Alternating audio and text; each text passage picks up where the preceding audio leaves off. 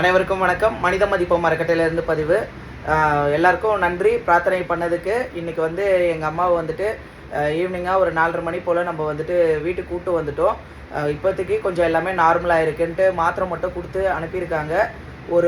ஒரு வாரத்துக்கு அந்த மாத்திரைலாம் போட்டு பார்த்ததுக்கப்புறம் அடுத்த வாரம் வந்து செக்கப்புக்கு வர சொல்லியிருக்காங்க. பிரார்த்தனை பண்ண எல்லாருக்குமே நன்றியை தெரிவிச்சுக்கிறேன். இன்றைக்கி அவங்க வந்துட்டு நார்மலாக இருக்காங்க.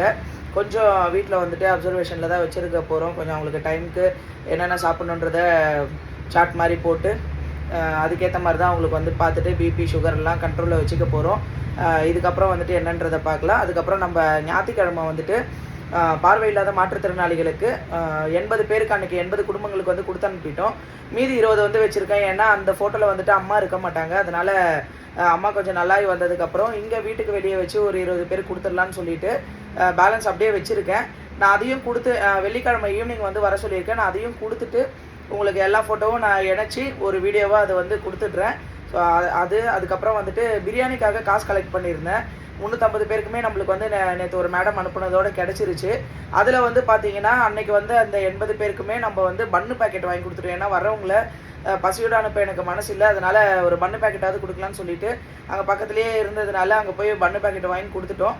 அந்த காசு போக மீதி இருக்கிற காசில் சாலையோரத்தில் இருக்கிற ஏழை எளிய மக்களுக்கு நாளைக்கு வந்து அசைவ பிரியாணி வந்து கொடுக்கலான்னு இருக்கோம். அதை அந்த அண்ணன் வந்தாங்கன்னா நம்ம கொஞ்சம் ரெடி பண்ணி அதை கொடுத்துடலாம். ஸோ அதையும் சொல்லணுன்னு இருந்தேன். அதுக்கப்புறம் நம்ம 10 ரூபா உணவகத்துக்கு வந்து இப்போதைக்கு சிலிண்டர் தட்டுப்பாடால் அங்கே வந்துட்டு நம்மளுக்கு இப்போதைக்கு சமைக்கலை. ஏன்னா இந்த மாதிரி ஒரு நேரத்தில் வந்து பார்த்திங்கன்னா அவங்க எப்படியாவது கூட சாப்பிட்டுப்பாங்க. ஆனால் இந்த சாலையோரத்தில் இருக்கிற ஏழை எளிய மக்களுக்கு வந்து உணவு கிடைக்காது. வெயில் வேறு ஆரம்பிச்சிருச்சு. அதனால் அவங்களுக்கு உணவு கொடுக்கலான்னு சொல்லி பிளான் பண்ணியிருக்கோம். அதுக்கு மட்டும் உதவிகள் வந்து தொடர்ந்து தேவைப்படும்.